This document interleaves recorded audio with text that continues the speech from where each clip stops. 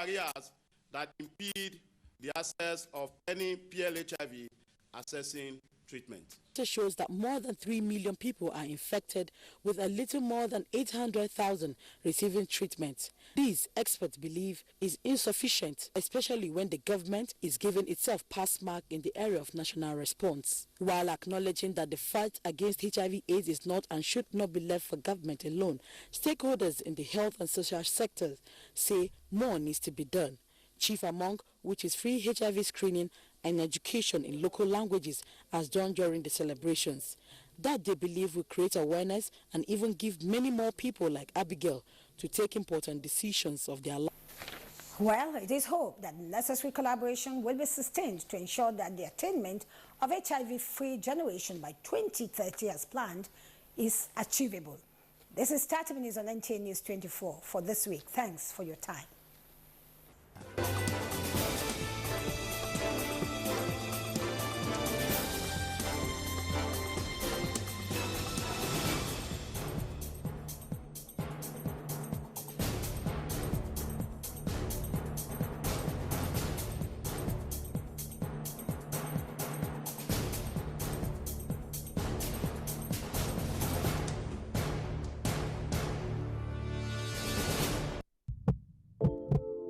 Gas pipelines are the arteries for powering electricity. When the artery is burst, then the entire system collapses.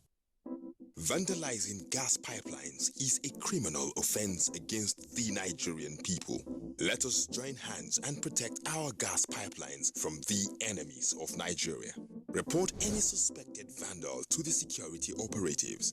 Let us stop vandals before they destroy our collective national heritage, so we can have the Nigeria of our dreams, where there will be light at all times. This message is brought to you by the Nigerian Television Authority, NTA.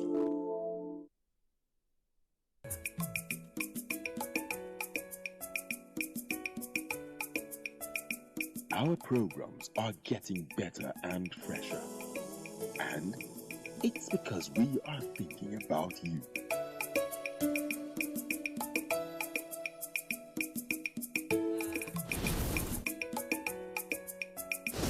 NTA, it's all about you.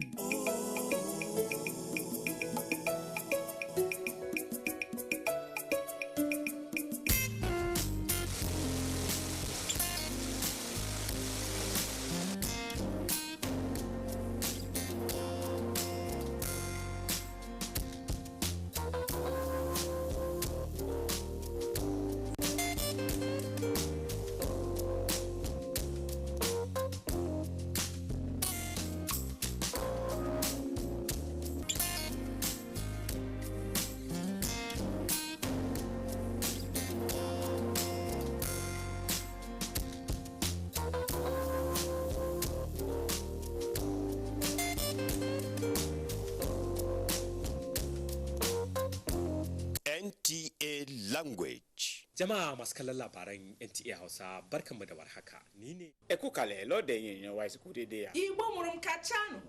Broadcasted in the language you understand better. Our programs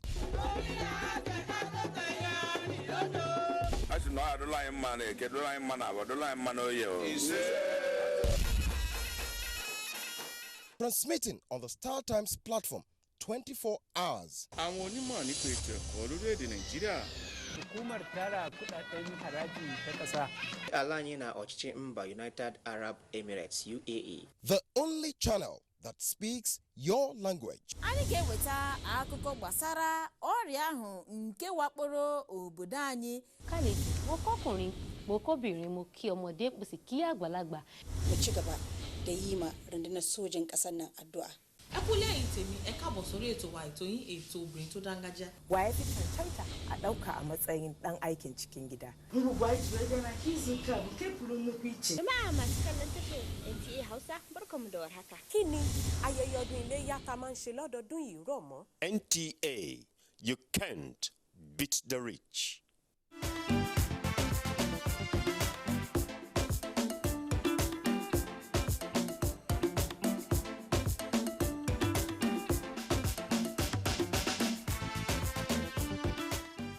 is a total package.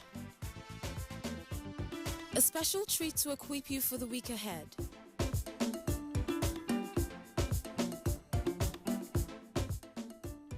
Weekend Deal, 6:30 a.m. to 9 a.m. every Saturday and Sunday. It's all about you. Weekend Deal.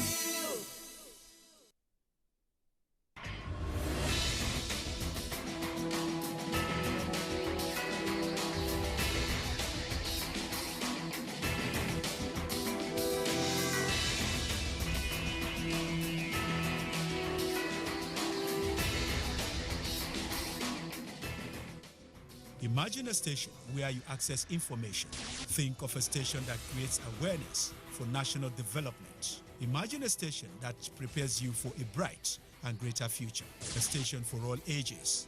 Documentaries, classroom and television, events coverage, children's programs and variety shows. Always stay tuned to NTA Knowledge on the StarTimes platform, channel 359. For partnership, sponsorship and advert placements, contact us on NTA Knowledge. NTA Knowledge, learning to broaden horizon. Information is power. Everyone wants power. So feel powerful with the NTA News mobile app, the one-stop information center. Real news at your fingertip. Be the first to report by uploading first-hand information on the U-Report link, and be the first to know by simply clicking on any of the links on the sidebar for headlines, domestic and foreign news, economy, security, politics, sports, and more. Stream live on your smartphone and tablets and stay connected. It's pretty easy. Simply download NTA News app from your Google Play Store and you're good to go. NTA News mobile app, your access to real-time information. You are watching NTA, Nigerian Television Authority. For more information and news,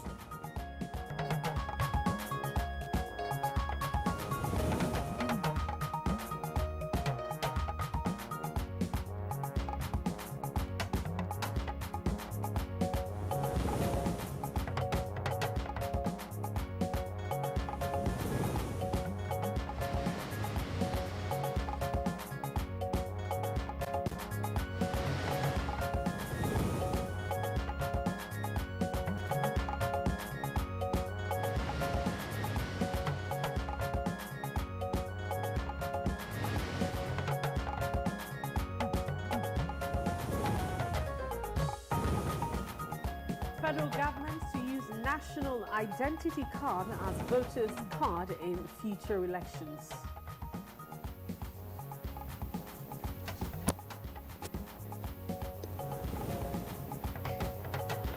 Death of COB members worries National Assembly, urges federal government to provide adequate facilities in orientation camps.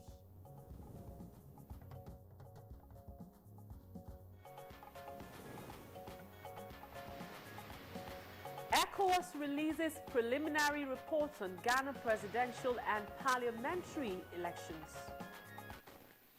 The presidential election is indeed a milestone towards democratic consolidation in Ghana.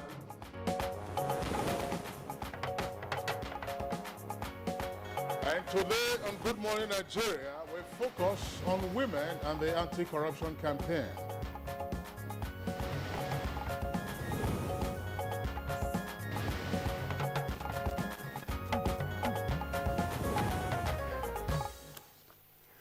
Now, let's start this conversation by quoting President Muhammadu Buhari, where he says in one of his speeches, "Kill corruption before it kills Nigeria."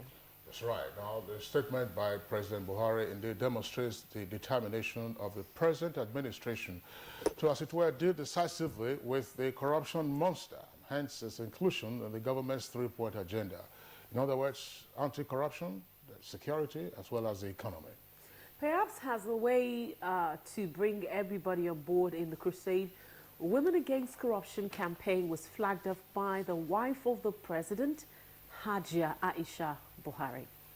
Well, the flag off is a further demonstration as well of the importance that the administration attaches to the fight against corruption. which has now been expanded to all nooks and crannies of the country. And at the ceremony, Mrs. Buhari said it's time for women to join forces against corruption as mothers and molders of the society. According to United Nations Development Fund, women are said to be more vulnerable to the impact of corruption than men. However, one vital question to ask is, are women any or more less corrupt than men?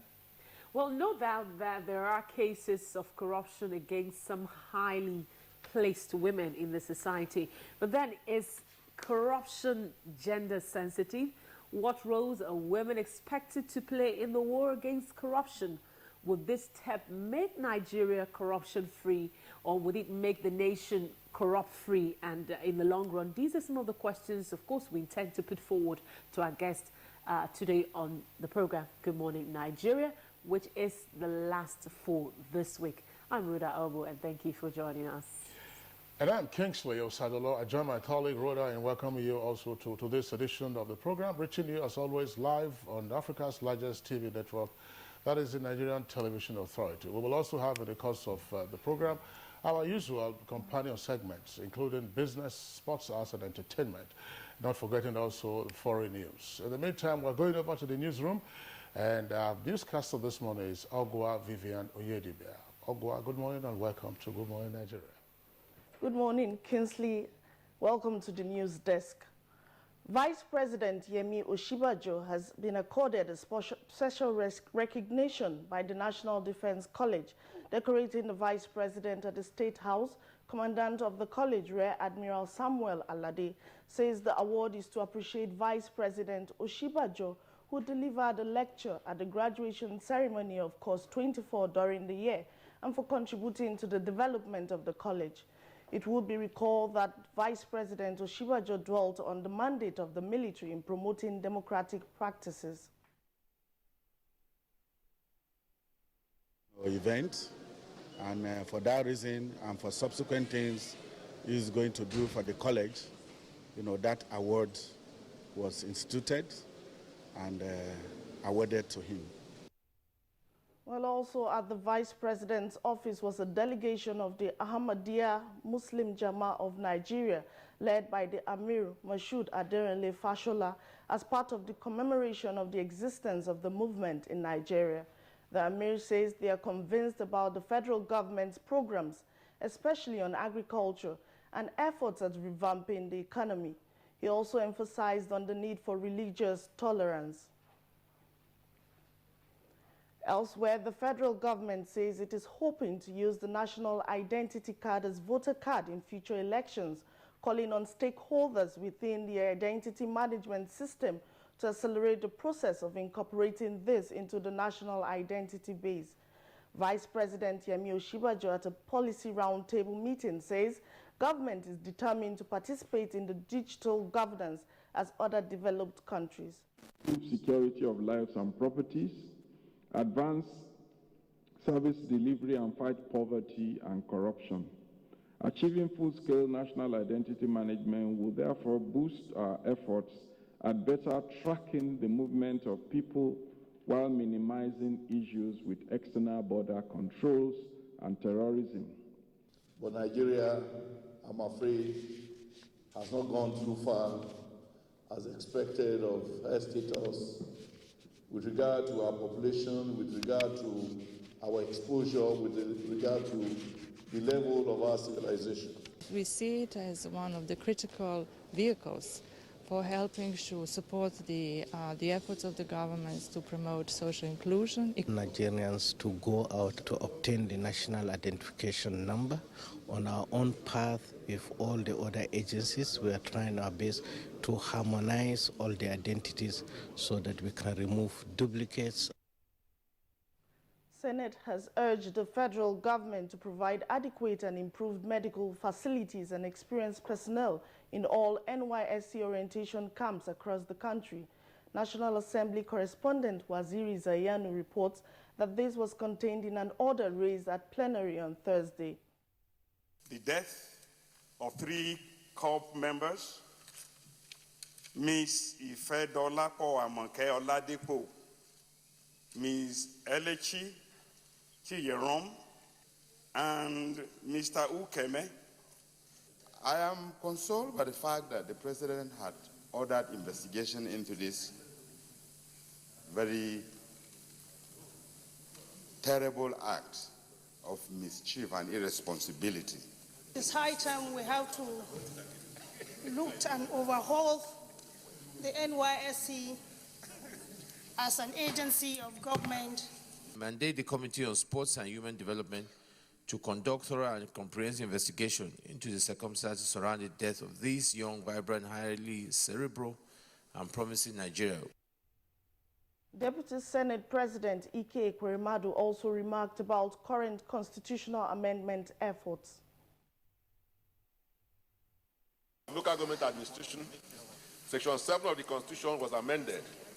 The amendments in this section were essentially meant to strengthen local government administration in Nigeria by elaborately providing a uniform 3-year tenure for elected local government councils officials. And still on the legislature, the House of Representatives has passed at second reading a bill for an act to make it mandatory for the president or governor to nominate ministers or commissioners within 30 days of taking oath of office.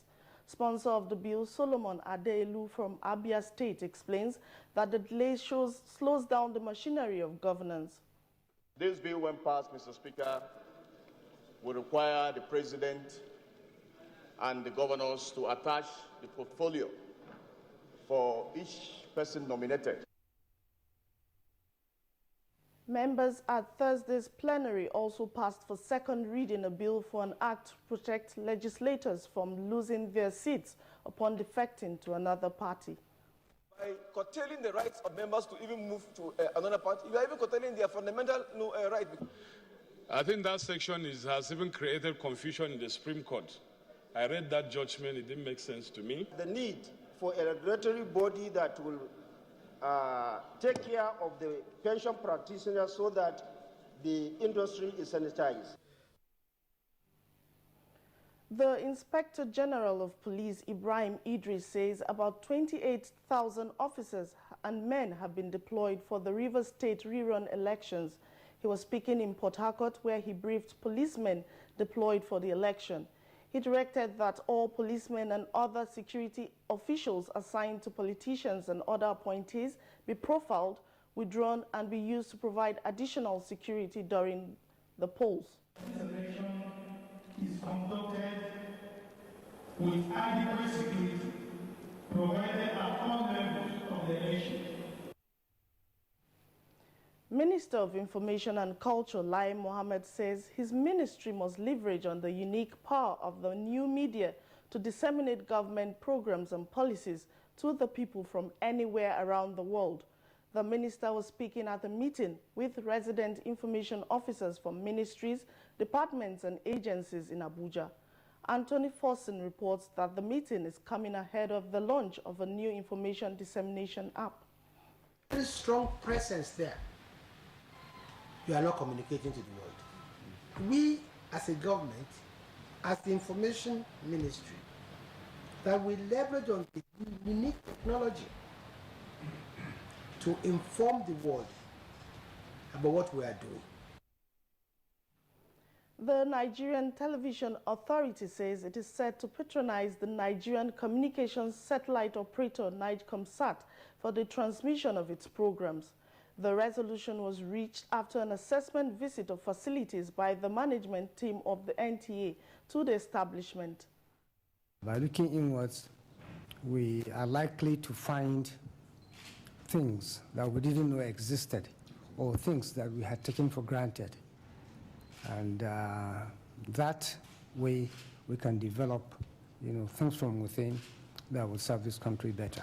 NIGCOMSAT understands the essence of backup for broadcasting industry. So we know that is what prevented NTA from coming on board all the time.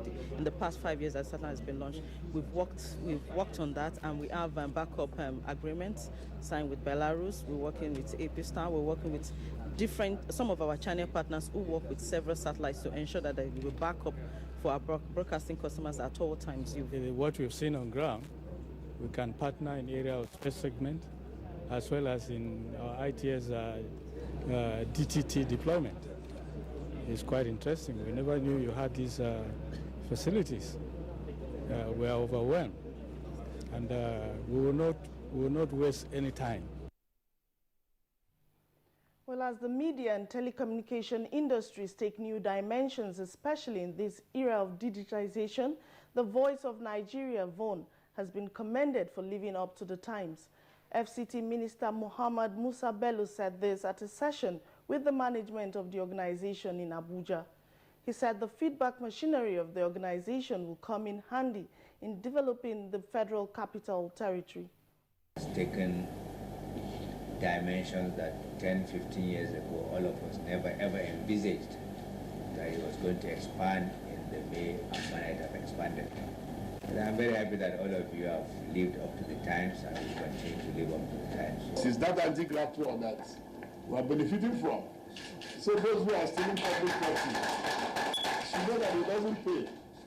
And if Mr. President did not come to fight the anti-graft war, this building would not come to Voice of Nigeria. The federal government has declared Monday, 12 December 2016 as public holiday to mark the Eid al-Maulud celebration.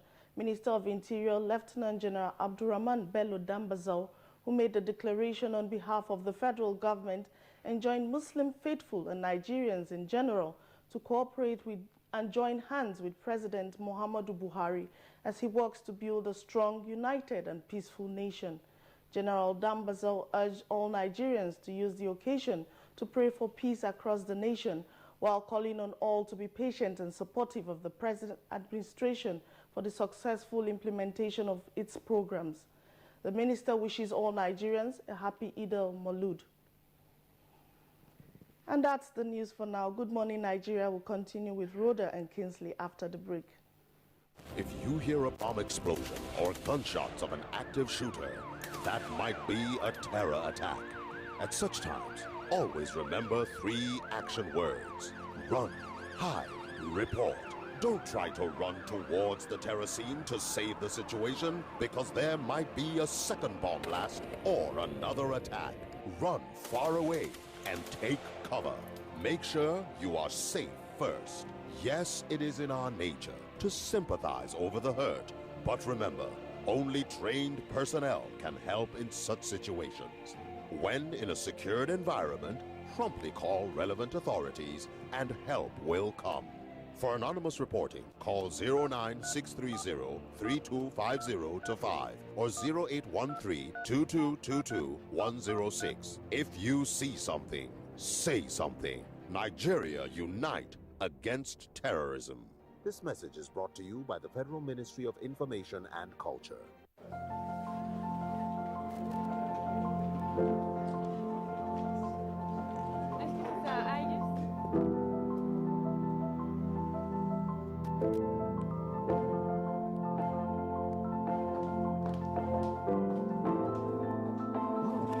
With free basics, one opportunity leads to many.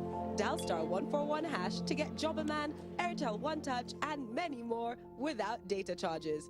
Only on Airtel. All right, welcome back. You're still watching Good Morning Nigeria on the NTA. And on our business news segment, federal government plans 1 trillion naira recapitalization for banks of agriculture to boost farming and reduce food imports. Plus, entrepreneurs lament over-regulation, which they say is killing businesses. Let's get more details from Joe Ozo. The planned recapitalization of Bank of Agriculture with 1 trillion naira will allow the lender to take deposits as Africa's most populous nation seeks to boost food production and reduce imports. Minister of Agriculture and Rural Development, Audu Ogbe, who stated this at a panel discussion in Abuja, said they are looking at 25 million farmers as stakeholders or depositors. Ogbe said the Bank of Agriculture will start lending for farming projects at an interest rate of less than 10% or less than half of commercial banks' rates. We ignored agriculture.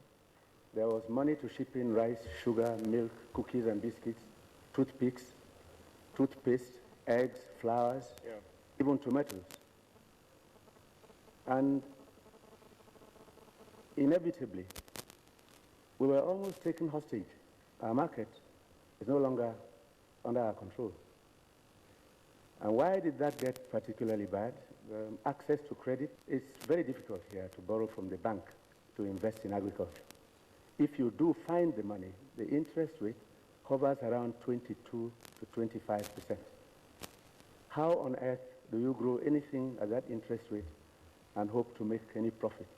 The Bank of Agriculture was established in 1972 to provide credit and technical support to farming projects and lent at least 41 billion naira to 600 businesses across Nigeria over 10 years.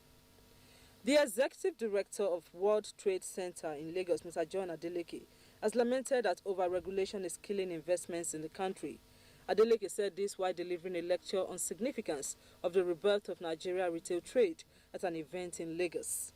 He said there are overlapping regulations between the regulatory agencies, adding that the seeming overused regulations do not promote retail trade. Finally, on business news, here is a graphic summary of recent trading figures from the Nigerian Stock Exchange.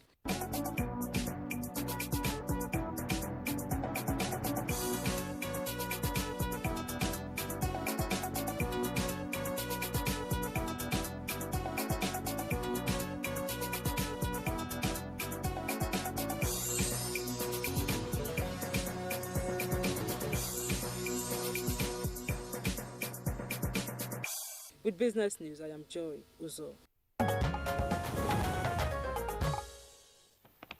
All right, welcome back. We're still on Good Morning Nigeria, and of course it's women and the fight against corruption. The fight against corruption has been heightened with the coming of President Muhammadu Buhari's administration.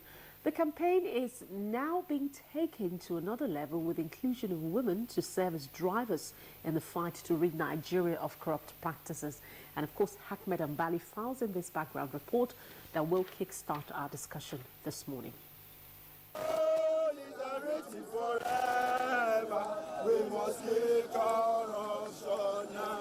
Of the monsters bedeviling Nigeria, there is one the people are unanimous in condemning: corruption.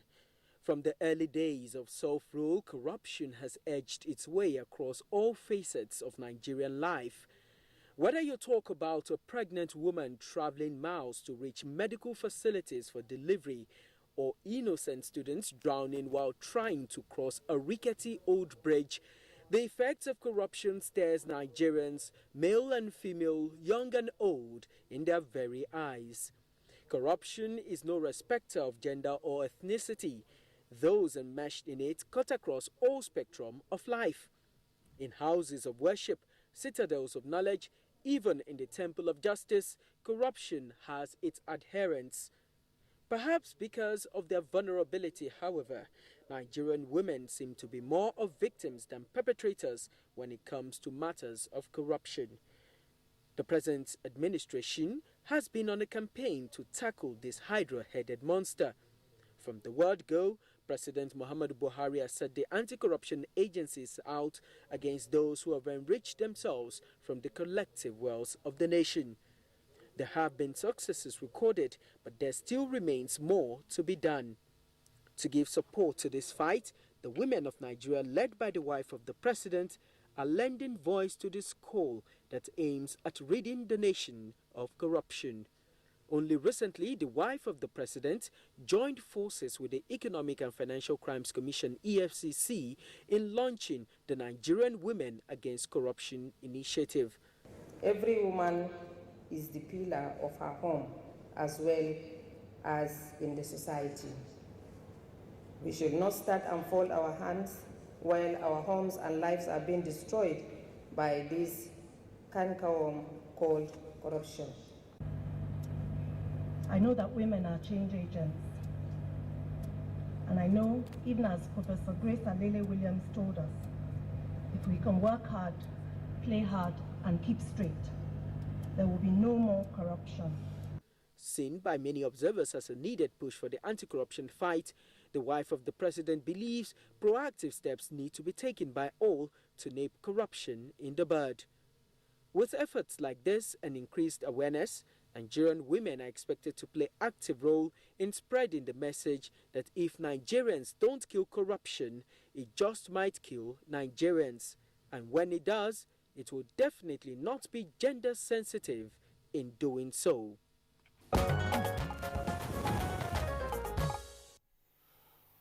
All right, Ahmad Ambali, thank you very much there for that background report. Now we have guests with us here in the Abuja studios to take on a more elaborate discussion of the subject matter. First, we'd like to welcome at this time the former Deputy Governor of Plateau State and also a former Minister of State for Science and Technology, that's Mrs. Pauline Tallen. Mrs. Tallen, our pleasure to have you on Good Morning Nigeria today. Thank you. Good morning. Okay, and then we also have with us here in the studios the former Attorney General and Commissioner for Justice in Cross River State, Learned Senior Advocate Mrs. Nella Andem Rabana. Mrs. Rabana, a pleasure to have you on the program. Good morning, thank you. Okay. And still with us here in the Abuja studios, of course, distinguished Senator, and she is Senator Binta Masi Garba from Adamawa State. Senator Garba, a pleasure to have you on Good Morning Nigeria. Thank you very much. All right. So, Rhoda. All right, let's John Saladam, the only... You're the only man on the set this morning. Of course, we're talking women and the fight against corruption. I'd like to begin with former Deputy Governor, that's Mrs. Pauline Tallen. When President Muhammadu Buhari came in, of course, it's obvious that he's on to the fight against corruption, and he said it had to involve everybody. Of course, the Change Begins With Me campaign also began, and we expected that everyone is being carried along. But then now there's a special attention drawn to women, fighting corruption. Why is this so? We thought the campaign was for everybody. Change begins with me. The president, we are all fighting corruption. Why is there now a special attention on women specifically, joining in the fight against corruption? Of what significance is this? Thank you very much. I want to especially thank you for this question and to emphasize that the special attention drawn to women is because of the special role women play in the society. Women are mothers, women are the heart of the home, women are the pillars of the home.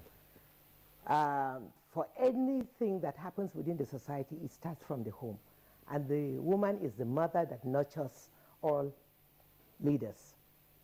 Every leader was born by a woman, nurtured by a woman.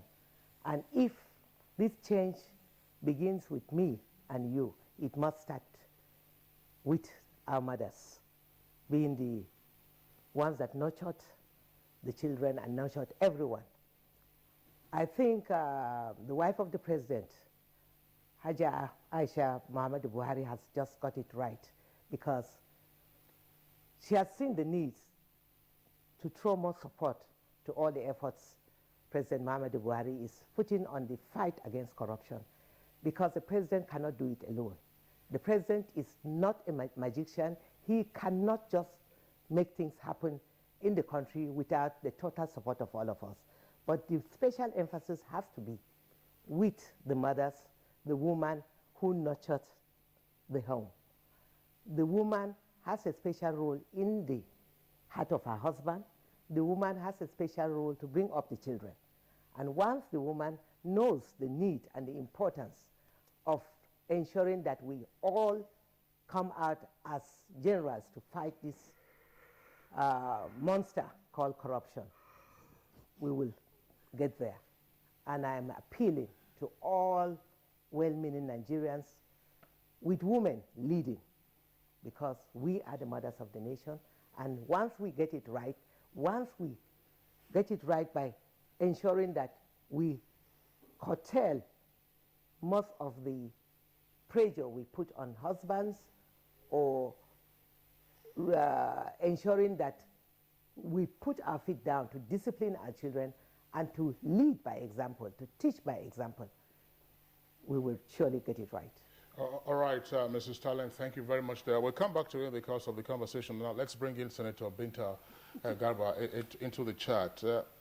As we said in the background report by our correspondent, indeed, as we all know, this cancer called corruption has been with us for several decades, and in recent times, of course, it's been threatening the life of the nation. Therefore, what is the likely impact of getting women on board to begin to fight this scourge? Well, thank you very much. I think I want to align myself with the former Deputy Governor, my auntie Pauline Talim, that has said it all. Mothers are the builders of nations, because it is a mother that nurtures a child when a child is born. And again, the onus lies on the same mother to inculcate values that can make the child someone that will be appreciated in the society. Each and every one of us have been nurtured by a mother, be it the cultural nurturing or the spiritual nurturing. So it depends on the mother to inculcate that virtue that will make the child a better person in the society tomorrow. And if, for example, a child that is not being nurtured properly definitely will now become an ill to the society. So the onus lies squarely on the mother. But what is happening in our society, why I strongly believe in the cause of the First Lady, fighting, joining forces with the EFCC to now reawaken the conscience of mothers, to now know that their primary responsibility is questioned by the cancer that has almost ravaged us as a nation called corruption. So I think it is a call to every mother out there, be it in governance or even in the home front, that it is time for us now to go back to the values that were being nurtured before now.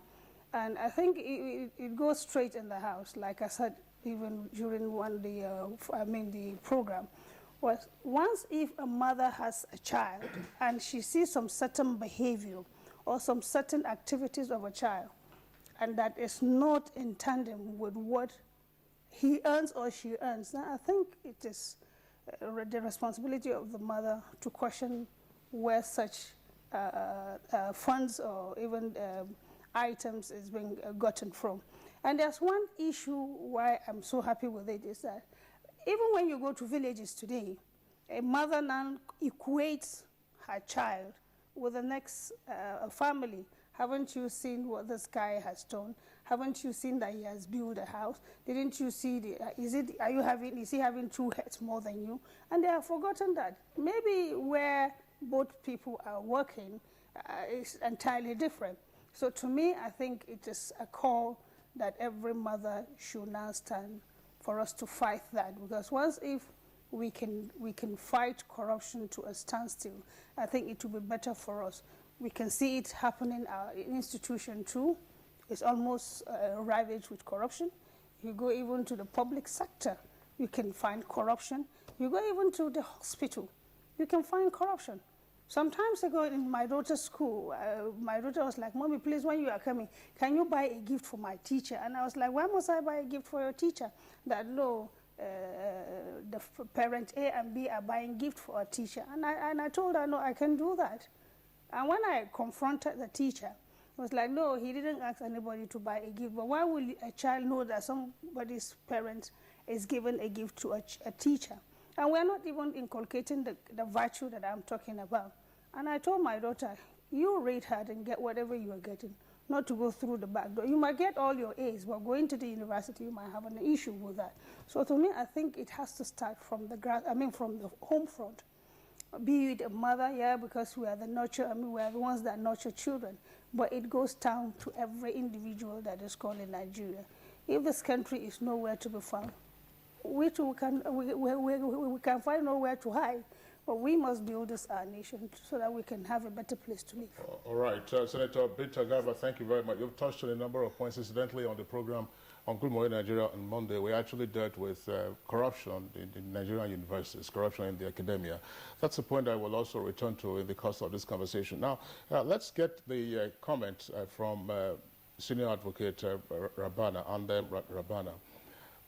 Both Mrs. Talent and Senator Binta Garba have used the mother perhaps as a metaphor for saying, look, this is the foundation for dealing with corruption. In your opinion, what other categories of women should be invited? Because as we know, as there are mothers, there are also daughters, there are sisters, there are aunties, there are wives, and of course, in the Nigerian society, you have long chain of. Yes. So what's the question particularly? Yeah, my question is, what category of persons? You've talked about mothers. Yes. In the fight against corruption. Yes. From your perspective, what should also be the respective roles of these other categories of persons whom are just atomized? Daughters, aunties, sisters, wives, and... Yes. Actually, traditionally when you talk about corruption, you think about the public officer, either at the leadership level or middle and low level, or even the political class.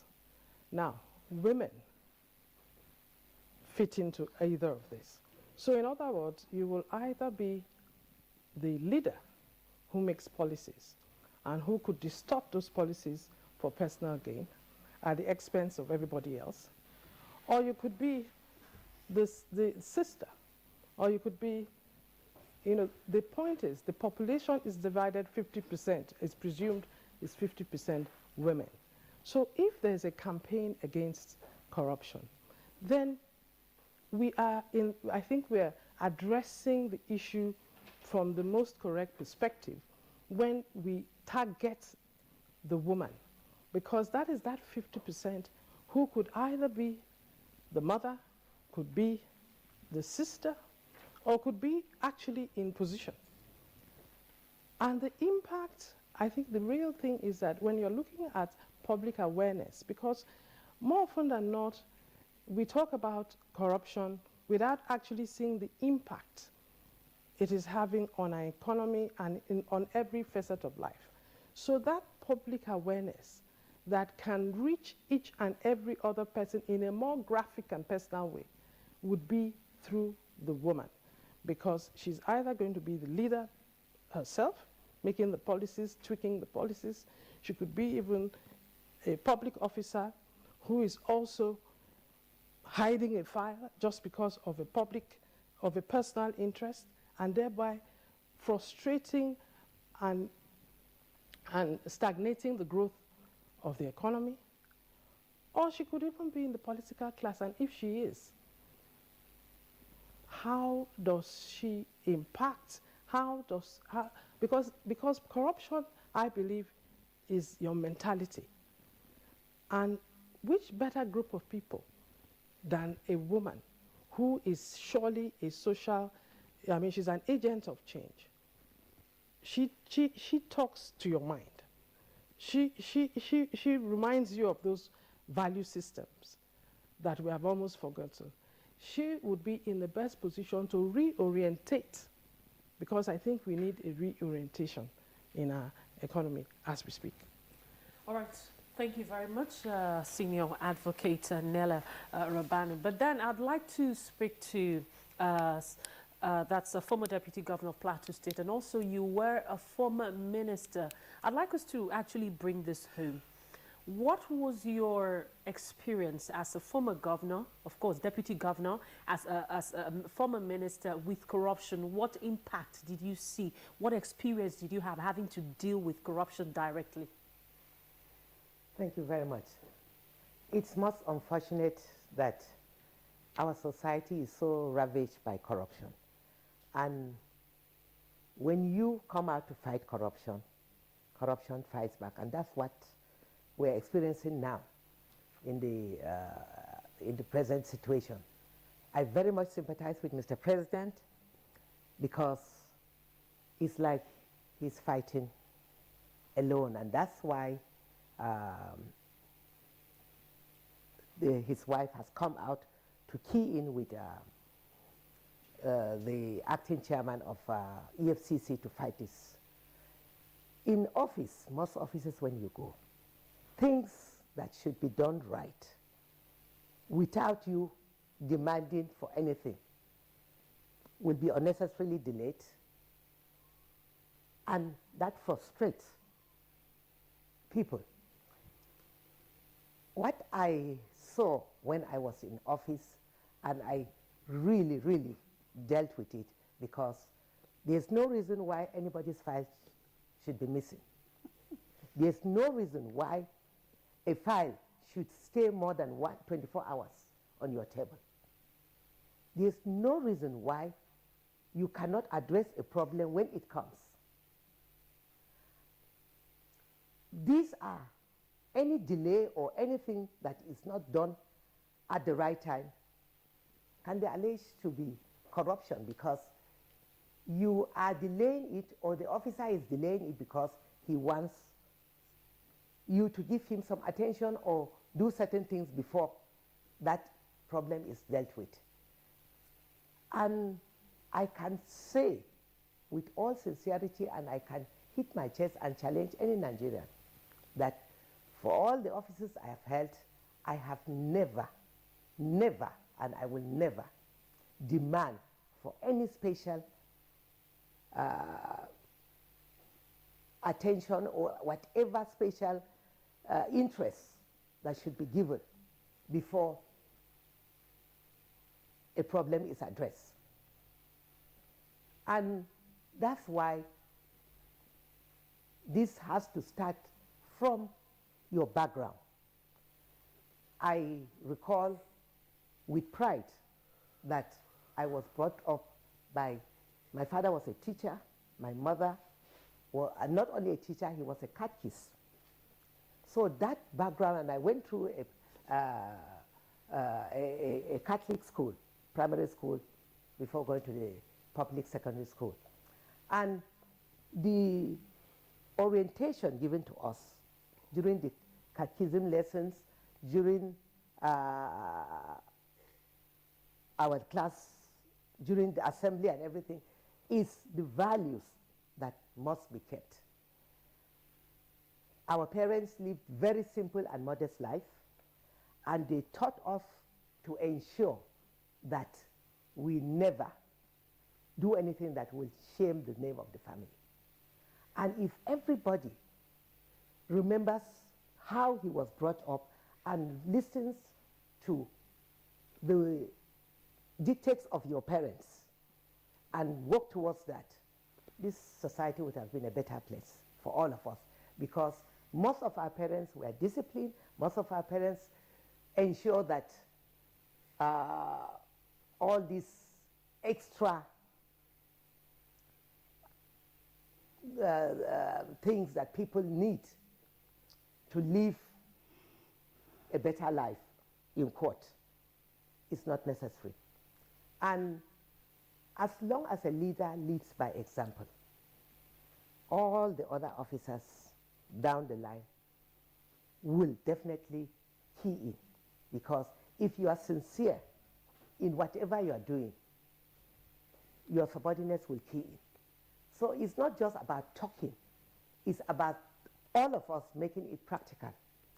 We should be practical about it. We should be seen visibly and practically doing the right thing at the right time. We should fight and shun corruption or shun telling lies. Even telling lies to our children, we are corrupting their minds. You are at home and maybe you are under severe pressure. Somebody comes around and you tell the child to tell them that you are not in. The child will, sometimes because of the innocence of the child, he doesn't know why you are telling him. He will come out and repeat exactly what you are saying. So in short, most of the problems that crops up within our offices and in the larger society crops up from the home. And I believe that our leaders should be practical and lead by example. Sincerity of purpose will definitely help in fighting corruption. So we must be sincere, we must be honest, and we must be physically seen, practically shunning anything that is not right. All right, Mrs. Talent, thank you very much. Again, let's get to the distinguished senator so that we can perhaps have a better appreciation of the depth of the problem that women are now being invited to help confront. From your experience in the Senate or elsewhere where you had worked in the past, what were the major, if you like, enhancers of corruption? How did women get invited into the play that we are all complaining about, and how can we then begin to attack it? Well, I think I strongly believe that even before now, women have the fear of not getting themselves involved in a corruptible affair, i.e. in terms of holding the public offices, until of recent, when some of us women were found in an atmosphere or condition that sometimes beats mine as a woman, my imagination. What will a woman do with such kind of funds or money that was illegally acquired? And I think it started with the former managing director, if I can say, of then Oceanic Bank. I think that was when it was like a mind-blowing for such a woman that was seen as a role model for other people now to look onto. A woman that stands to commit even the staff of our organization into prayer and fasting, and the next thing we could hear was a kind of issue of corruption that was leveled in court against her at that point in time, and before the truth came out. And the former Minister of Petroleum and what have you, and now even the former First Lady of this country. It's not a palatable thing for a woman and a Nigerian to hear another woman in that kind of situation. And the question I ask myself, how much do you need to survive as an individual if we really want to truly, truly work on it? I don't think we need much to survive on that. And when you had a quantum of money that one individual is trying to acquire for herself, and you look at the age of such an individual, and you look at the lifespan of a Nigerian, in quote, and I think to me it boils down to greed, and not looking at the less privileged one within our society, and how will that person feel. So if we want to fight this corruption, it has to go all round as a woman. But like we said, women are the molders of society. Whether you are a wife today, whether you are a girl today, tomorrow you might be a wife. Even if you are a lady, tomorrow you might be a wife. So the thing is that there was a trend, which obviously we've deviated from that trend. Trend that it is for us now to go back to that trend so that we can have a better society. And what the First Lady is doing, she is the one that stays with the husband 24/7. She understands him. She knows his fear. She knows his pain. And I think she now had to look at another area where she can allow her husband a kind of safe haven for him as he's fighting this corruption. He's not fighting him alone. For a president that, like we've heard, even when he was in office as a PTDF, thrice he was, there were some certain committee that was sent to check if the person was corrupt or not, and thrice nobody came out. He came out clean. And even for the wife now to say, no, this husband of mine must be helped in fighting this corruption. And if we don't, as Nigerians, form a team in supporting the president, then our children or the future generation, I think, will hold us responsible that we are the bane of their own problem. Distinguished Senator, just before we get the views of the senior advocate, the senior advocate earlier explained, so look, when you are in the public service, you find categories of women who are either decision makers or implementers of policies. And from some of the examples you have cited, both in the private and the public sectors, would seem to have neglected the key positions that some women are said to hold in public offices, in the MDAs, in ministries, departments, and agencies. Some of them are either chief executives, or they are in charge of the purse. And if we say that the country has been reeking of corruption, particularly in the private, in the public sector, what exactly, in your opinion, that attracts women, say even in the public sector, to continue to do what they've been doing? And then how can we begin to win them off that negative attitude? Just like what I said earlier on said, is how much do you need to survive? And unfortunately, you are being saddled with a responsibility, believing that you can stand to change the attitude. It's attitudinal problem. And once, to me, I think we have attitudinal corruption. Because if I as an individual now, being given a responsibility, and when I was coming in, the first thing I asked, if you are a Muslim, you are being given a Quran to take an allegiance or to swear by it. If you are a Christian, you are being given a Bible. Now you are not taking an oath before God and before man that you are going to stand and do what is needful for the society to gain from your experience, making this country to move forward. And again, I think it's like we refuse to believe in even the holy books that we, in quote, practice. Because like I said earlier on, I mean, a woman that will, every Monday you come to the office and say, we are taking a fast and we are going to pray, blah, blah, blah, blah, blah. And at the end of the day, the kind of womb is being opened, and what you are now preaching, just like what the former deputy governor said, you are not even practicing it. And you have other children or grandchildren that are looking on to you. You have sown a seed that obviously it is only you that can even destroy that seed, or that seed will destroy you. And I think that is what we're now is. Either the corruption killed us or we kill corruption. So I think it is high time for us now to allow the values that were inculcated in us by our parents, our grandparents, to see what is, well, how we can now follow this value even to our children, to our grandchildren. Because like when we are growing up, like I said it, if I'm wearing a new clothes, my mother must ask me, where did I get the money to buy that clothes? And I think that has even helped me. Today, if I see my child with another thing, and I will ask, where did you get it? But unfortunately, in our own era, to a large extent, mothers even encourage their daughters. Because I cannot imagine if a girl is in university and she will come back home with a car, and other mothers will be applauding her. You didn't even know how the girl got the funds to buy a car. Is that what you send her to school?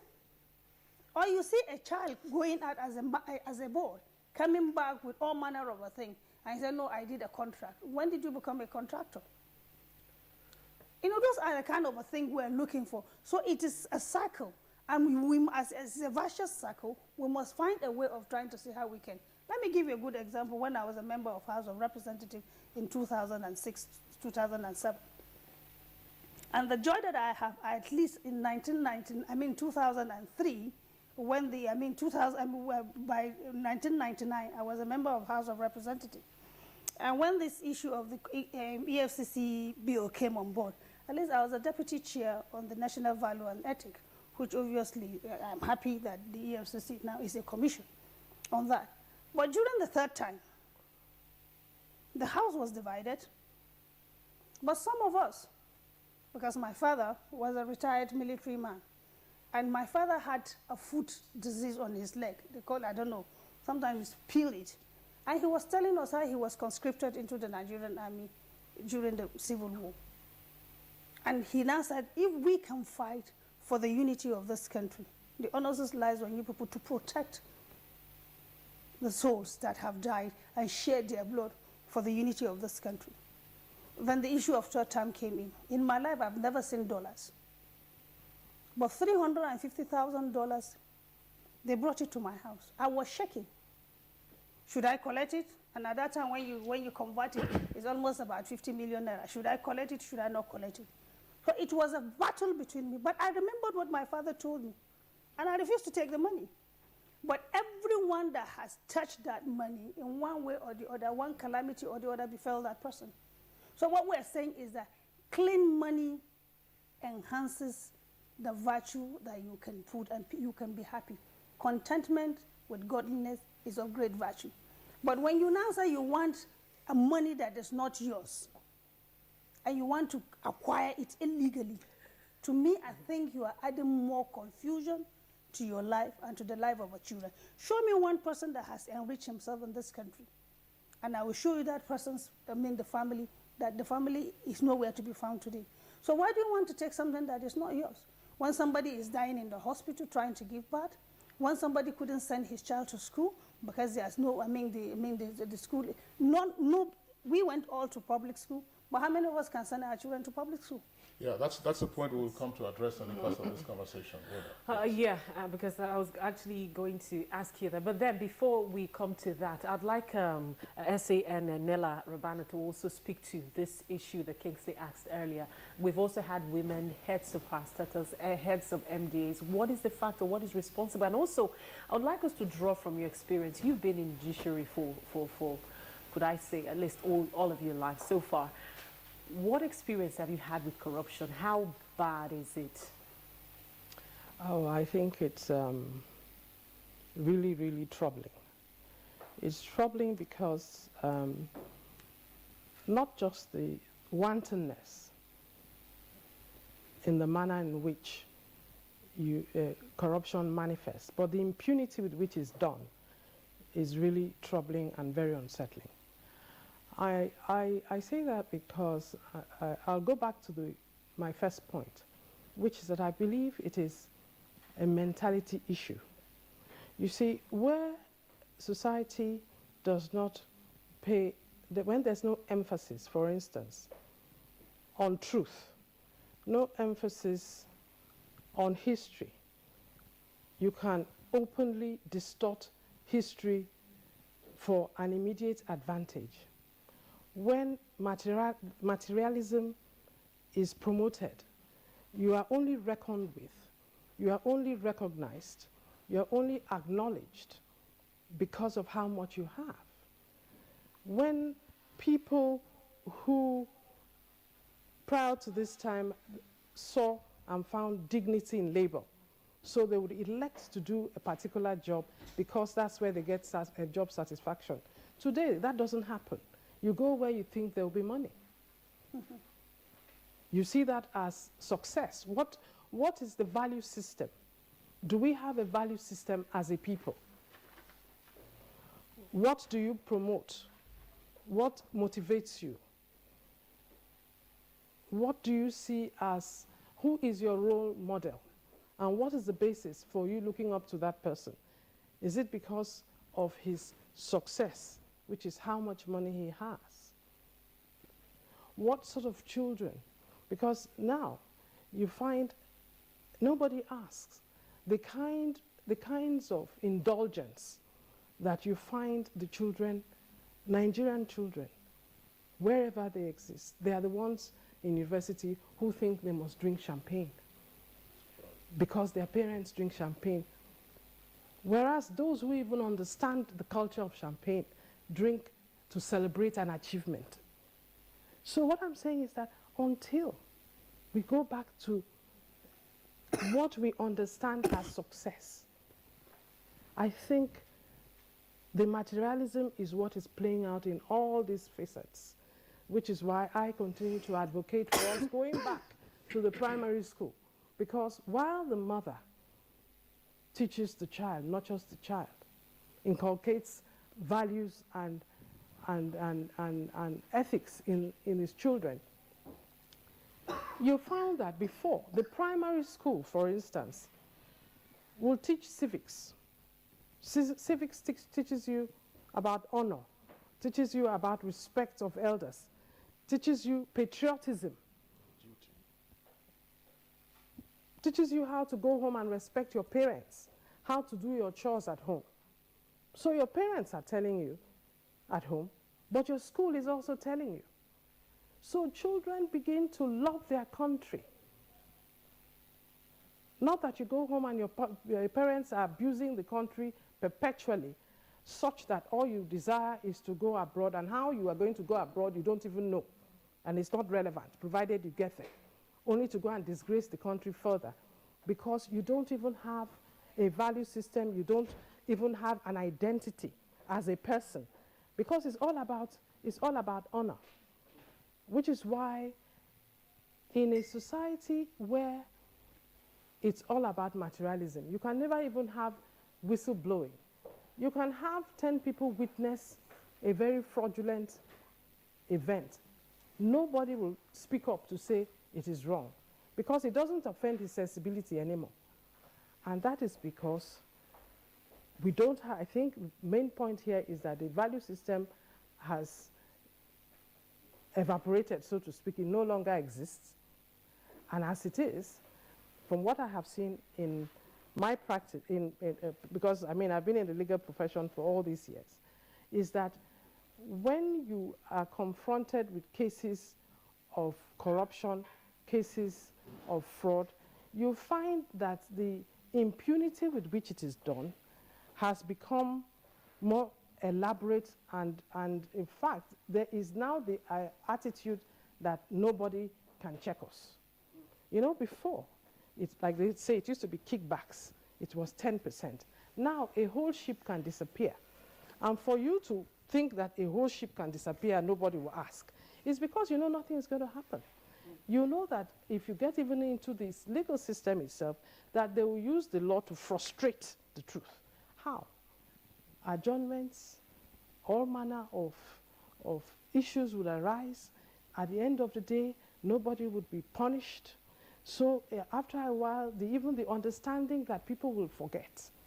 You have a general attitude that, is it not Nigeria? They'll forget. They will make noise and they'll forget. They'll be distracted. Something new will come up. And so within the system, of course, you know the issue of the judiciary and what's going on. Of course, I'm a lawyer, but the lawyers, you can't talk about the judiciary without the lawyers who are aiding. You go to the police. So you go to all the institutional pillars, and they are blatantly flouting basic principles and morals. No ethics, but on top of it, impunity. And that is because they are sure that nobody will be brought to book, that the law is for some and not for others, that the law will be thwarted, that in fact almost ridiculed. You know, at the end of the day, we have many cases that have been begun, but there's no punishment and there's no ending.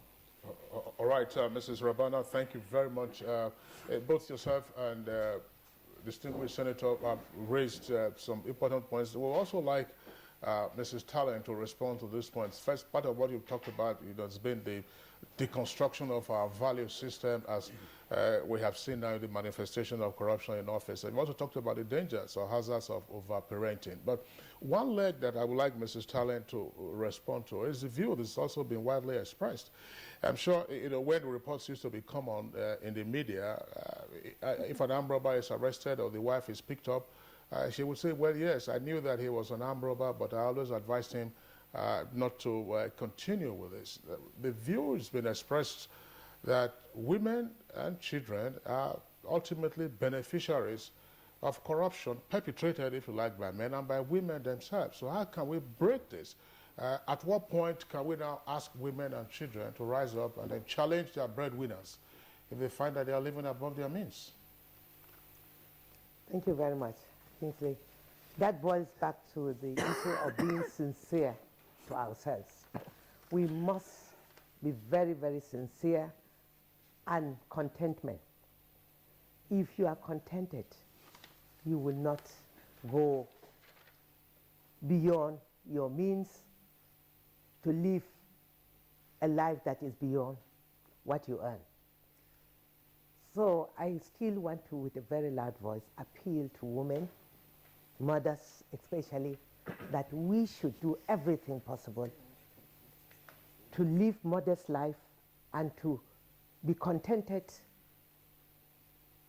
with what we have. Because unless the mothers and the daughters, because if the mother trains her children to be disciplined, to be sincere, and to have the fear of God, certainly it will go a long way to help the situation. But if mothers live beyond their means and put unnecessary demands on their husbands definitely will be encouraging corruption. So the point is sincerity of purpose, contentment, and the fear of God. And that boils down to the mother, who is the center of nurturing the children, and even the heart of the home that guides and directs the husband. If you see a successful man, definitely check his family. He must have a good wife that guides and supports him. So the greater challenge boils back to us, mothers and women in general. We can if we are determined to do it, but we cannot do it without the grace of God. It needs the grace of God. It's just like what my dear sister, the distinguished senator, mentioned about the huge sum of dollars that was brought to her during the third term bid. But because of the values her parents instilled in her, she remembers those words still rang a bell in her heart, and she had to resist. So if mothers inculcate the right values in the hearts and minds of our children by also living transparent and sincere lifestyle, our children will grow to imbibe with that culture. In what context? The context in which we are functioning is crucial, some observers believe. Namely, you have economic pressures, you also have peer pressure, and then you have all kinds of temptations right there before you. That's why I pose the question. Yes, your moral point is noted. How can we then to say, look, we must now stop and say, if this is what I earn legitimately, I should live by it, and so on and so forth, not listening to the whisperings or the urgings of my neighbors, or my in-laws say, look, it's not a successful husband. Why don't you get out of his house? Again, you need the grace of God to do that. And whether we like it or not, the temptations are there. The temptations are all around. But if you have the fear of God in your mind, you would definitely, something in you will lead you to stop it. And as long as we start the day by calling on God to direct us from all evil, it's just like the Lord's Prayer. The moral aspect is most crucial and important. And I believe with God, all things are possible. We cannot, on our own, fight corruption if we don't have the grace of God. Greed is, when you look at the quantum of money people steal that they don't need, to me, it's madness, because you are taking what you don't really need. And once you take what you don't need, one, you can never be happy. Those around you that are suffering, I believe in retributive justice, and there is no way you can be happy or end well if you take somebody's rights or what belongs to somebody. So our religious leaders have a big role to play to ensure that we put a stop to this excessive greed that has plunged our country into where we have found ourselves today. All right, thank you very much for your contributions this morning. Of course, I would like to, we'll take a break, and when we come back, our other guest here in the studio would like you to specifically speak to that. But then it's on that note, we want to say thank you to the former Deputy Governor of Plateau State and former Minister, Mrs. Pauline Talin. Thank you for coming on Good Morning Nigeria.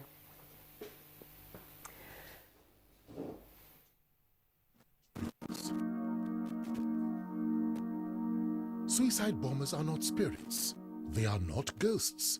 They are human beings like you and me. They live amongst us. They are your neighbors. They are your friends today, but terrorists tomorrow. So you must know your neighbor now. Security begins with you and me. Know your neighbor. Be vigilant. Be security conscious. report suspicious persons, objects, and movements to the police and other security agencies. The security of our nation is a duty for you and me. If you see something, say something. Nigeria, unite against terrorism. This message is brought to you by the Federal Ministry of Information and Culture. Today, Ariel will show you how to save more in these tough times. Why this powder? It's pretty good and money's tight. But Ariel gives better cleaning with less powder. Impossible. Come with me. Spaghetti sauce, chocolate drink. For these tough stains, I'll need 1, 2, and just 1 handful of Ariel. New Ariel gives better stain removal with less powder. That's real savings.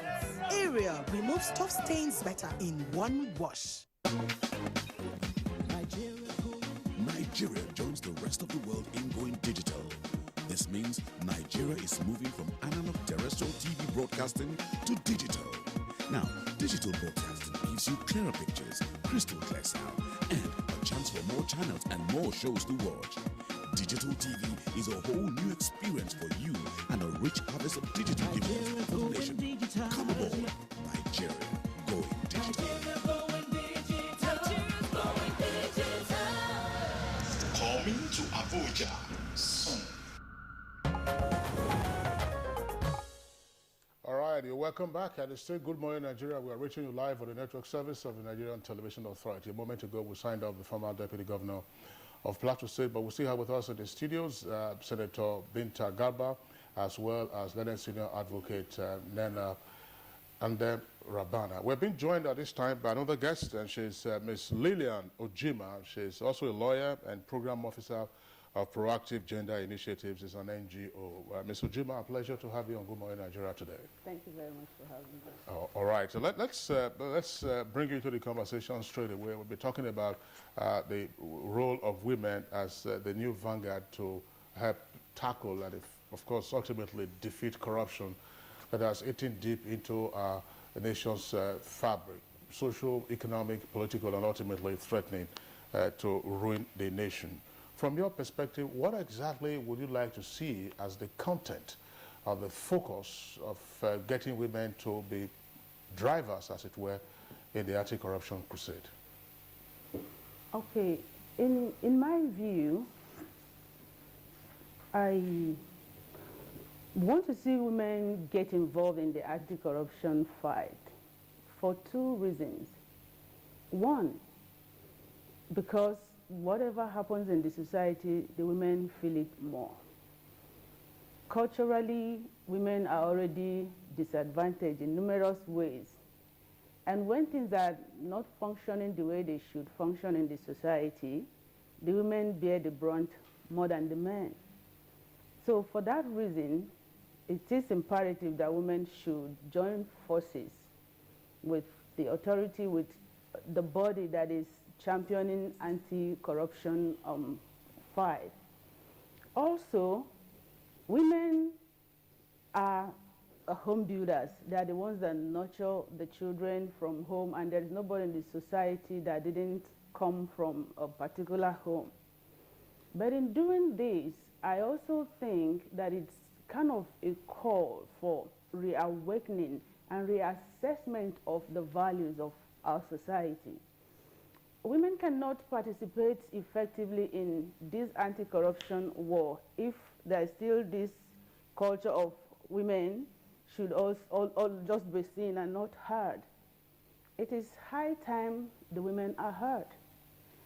The women will fight corruption more if they are mainstreamed into policy-making positions, if they can take decisions that will affect the larger society, because it is not just easy for a woman to sit at home and tell her husband, oh, when you go to work, please don't get yourself involved in corrupt practices. The woman has to sometimes be in a position where she can talk to herself and say, look, I want to be an example to show the world that things should be done in a different way. So that is how I see this call for the involvement of women in anti-corruption struggle? Well, thanks a lot, but we already have women in positions of influence and authority, whether in the private or in the public sectors. Before you came into the studios, our guests had earlier ticked off various positions where you have them. At the highest levels, we've had women either as ministers or permanent secretaries, directors, heads of agencies, and so on and so forth. But my question really was, look, in terms of ingredients, when we are looking for behavior change, what kind of behavior would you like to see issue from the women folk as drivers of the anti-corruption campaign? I mean, that's a side joke that we were having a moment ago. If a boyfriend is being badgered every time to say, give me this, a wife is badgering the husband, we have to go to Dubai, we have to go to London. You don't see the cars our neighbors are driving, your children are in so and so school, it's every day gari that we are eating. So what kind of attitudinal change would you like to see? Yeah, I would see an attitudinal change from maybe putting undue pressure on men. But you see, that change will be more effective if, for instance, in a home, the woman actually knows what the financial status of her man is. That is the only way you can raise questions when you notice the man is living beyond his means. But in a situation where a man's financial status is shrouded in secrecy to the exclusion of the wife or whoever he's with in the house, then it makes it a little bit difficult for the woman to play that role effectively. Then secondly, it will not just be enough for the woman to give that voice. The society must collectively play a role. If there is strict adherence to the rule of law, if a woman talks to her husband today and encourages him not to do something, but she goes out tomorrow and sees that the next woman there, her husband is doing something and nothing is happening to that husband, the next day, the extent to which she will want to lend her voice to that will be a little bit reduced. But if the society is such that there must be consequences for corrupt practices, then it makes it a little bit easier for the woman to put her foot down and say, look, I don't want to suffer this shame. Whatever it is that this person did to get him to this position, please, I don't want you to get to this position. Because if you do something like this, then this is the consequences we're going to face. So it's an all-embracing thing. Yes, the woman should play her part, but the society should also be firm on certain things. All right, thank you very much, Lilian Ojima. We'll take some of the tweets that we're getting now from our viewers who are taking advantage of our Twitter handle at NTAGMN. The very first one is from Change to Progress. It says, women are victims and they also participate actively in corrupt practices. It is in our interest to change to prevent self-destruction. All right, then we have this tweet from Bright Oji. It says, good women join the fight. Corruption disproportionately affects women and children, though few of them benefit from it. And Festus Akim Boyua tweets, corruption affects all of us. Emergence of women in anti-corruption campaign will be an important force in the fight against corruption. And against another one from Change to Progress. It says, EFCC and Aisha Buhari combination on corruption fight is a very good step. Now, this goes down to the earth of corruption fight in Nigeria. And Sani Michael Imokoji tweets, women are not being given fair representation in governance. Thus, it will be unfair to accuse them of corruption. Those are the tweets we have right now. Keep sending in your tweets. We have more tweets. All right. But then let's talk to SA, and that's Mrs. Nella Rabani. She has said, Mrs. Lilian Ujema said that women have to be given fair representation. But there's been this argument that in the past, women have been given offices that they have abused. And also, too, I'd like you to speak to what Kingsley was asking earlier. The pressure on men. Some people say that the reason why men are involved in corruption is because of the pressure that it gets from women. Yes, I agree that a lot of the men react the way they do because of the pressure that they are under.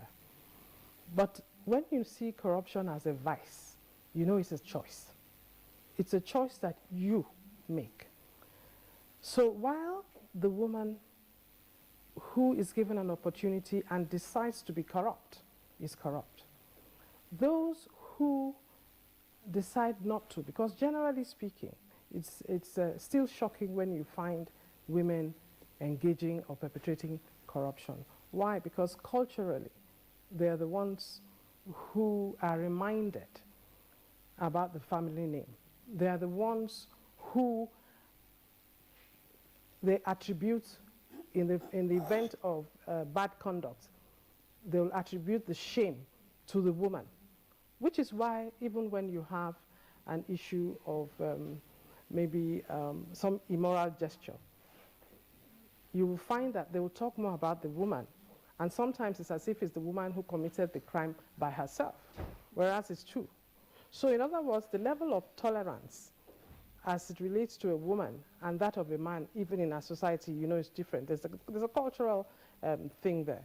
But I believe that notwithstanding whatever pressure it may be, I believe that it is because a person decides, out of either greed or out of a lack of moral rectitude, he decides that he wants to live first above his means, and secondly, most of the time, is even compulsive, that they misappropriate funds or they engage in fraudulent activity to be like the Joneses.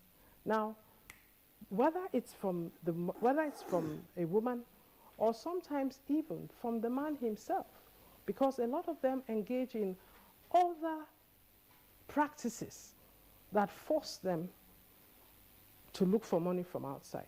For instance, if they're, apart from their own immediate family, their social life is so elaborate. You have to travel all over Nigeria to attend all manner of events, and you have to fly by air, because of course if you go by road, well, I mean, that would be too much. So some costs are totally unnecessary, and yet people, because they want to appear to be doing well, they engage in all kinds of practices. So yes, indeed, the women, which is why, thank God, we are now actively inviting women to participate. So of course, they will be reminded, first, lifestyle. Let's go back to how it used to be. Secondly, I mentioned at some point whistleblowing. When you begin to remind each other of those things that should offend your sensibility, then you will complain. Because I believe that why we have degenerated to the extent that we have is because people tolerate this corruption. People don't shout out. People don't really complain. It's almost as if they're waiting for their own turn. Hopefully, when it's their turn, they will do even worse. Whereas if you are offended, like for instance, you turn on the television and most of the drama that is acted, they tell you is a reflection of the society. I'm not saying you shouldn't act and show what is happening in the society, but doesn't it also make people watching think that that is what it should be? So anytime you turn on, it's the women looking for money from somewhere, dressing in a certain way, belonging to, so it's as if it is the norm that the mother should send the child out to go and bring money from strange men, or it is the norm that you should live way above your means, or it is the norm that if you're in the university, you must use a particular type of phone, which is even more expensive than the one of your parents. And of course, you mentioned the issue of vehicles. So what I'm saying is that even from that perspective, nobody is complaining. It looks okay that even the Nigerian one, because if you look, the Indians are very careful. You talk about Bollywood, but what do they show? You will hardly even see anybody kissing anybody.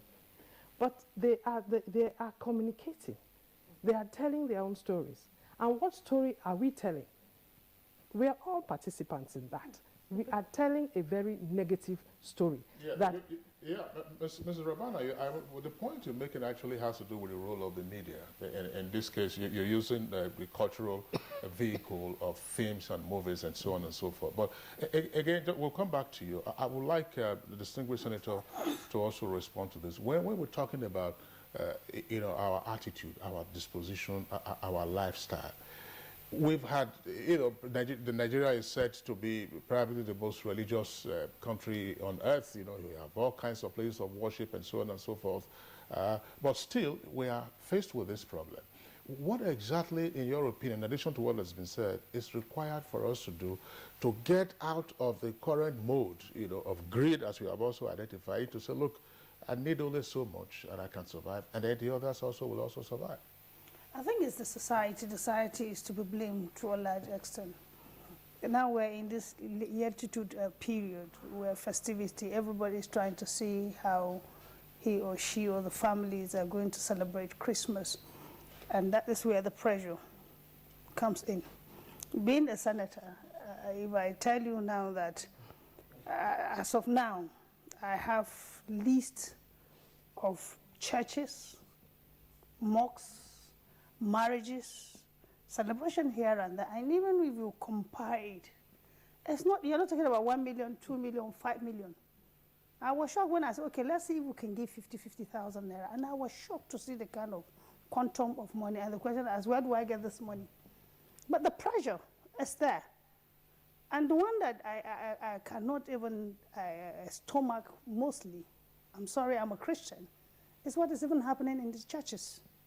Because the moment you are elected, everybody believes that, hey, you have some quantum of money set aside that it must be shared to the society. So the society too has a portion of the blame. Because, we elected you. I'm getting married. It is the responsibility for you now to show that my marriage.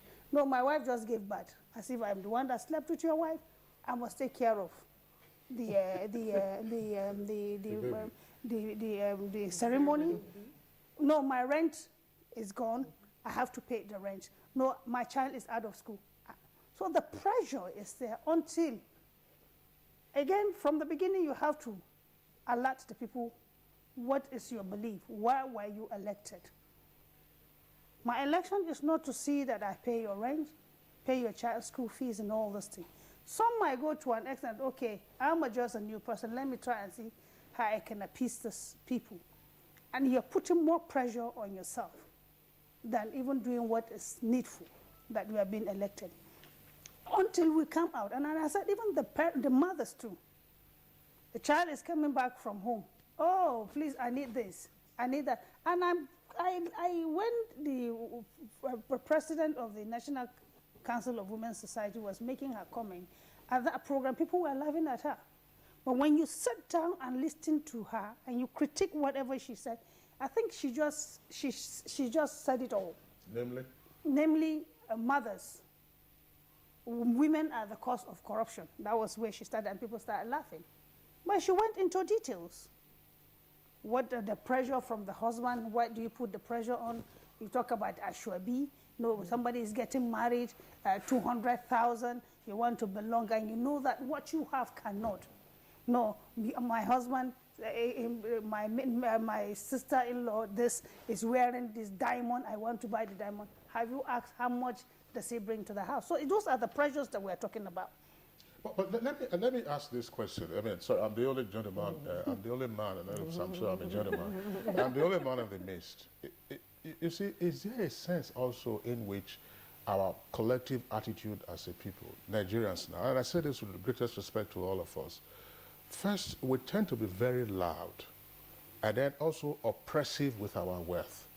Does this trigger a reaction from others to say, look, I want to be like the Joneses? Let's come back to distinguished to SAN, and then we'll come back to you, and then the other guests. Yes, I think it's that attitudinal problem that we are talking about, where everybody is playing a role.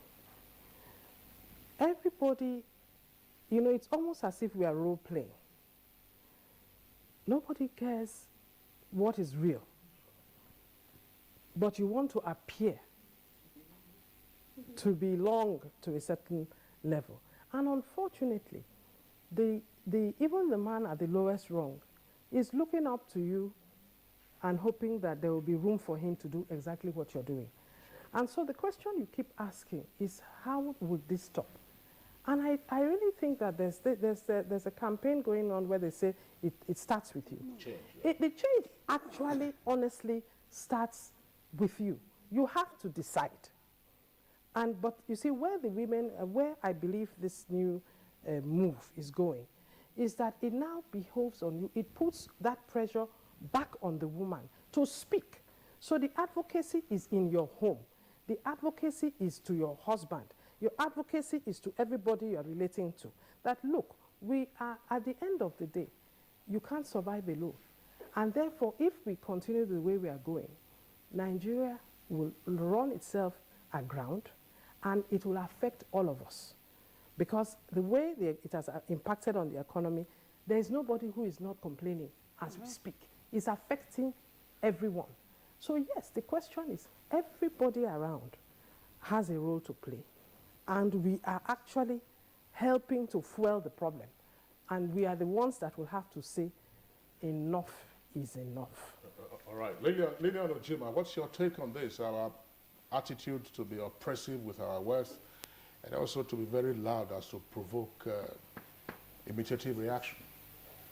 Yeah, but I think it's a general problem we truly have in Nigeria, and that is why the reason is because we are very materialistic. People want to show what they have, and that is an inducement for another person to want to get to where that person is at all costs, irrespective of how that person gets to that place. And but if we have a change of our value systems, where we celebrate people not because of what they have, but because of how they got to where they are, that shift will enable the society to appreciate people more, not from the periscope of their wealth or financial status, but through other variables. So if, as a woman in a society, you don't allow yourself to put undue pressure, not just on your husband now, but on other women, because there are some women group that you find that they will make specific rule to say, look, in this place, this is the kind of materials we want to use as our uniform. Because if you throw it open, you find out that those who are wealthier want to flaunt their wealth. And it now puts pressure on other women to want to get to that stage. And that pressure trickles back to the house and back to the breadwinner at home.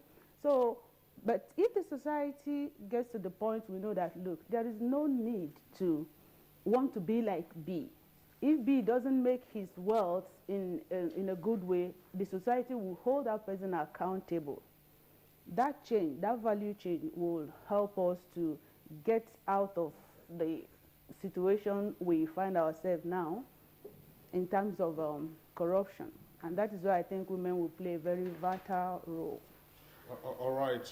Lilian Ojima, Program Officer with the Proactive Agenda Initiatives on NGO, as also a legal practitioner. I would like to thank you for your contributions to our discussion this morning. You're welcome. Thank you. Okay, it's still Good Morning Nigeria, and we are live on the network service of the NTA. We'll take a short break just to indicate that we have reactions still coming in from viewers who've taken advantage of our Twitter handle at NTAGMN. We'll take a break, and when we return, we'll be joined by another guest, in addition to the other two ladies who are still with us.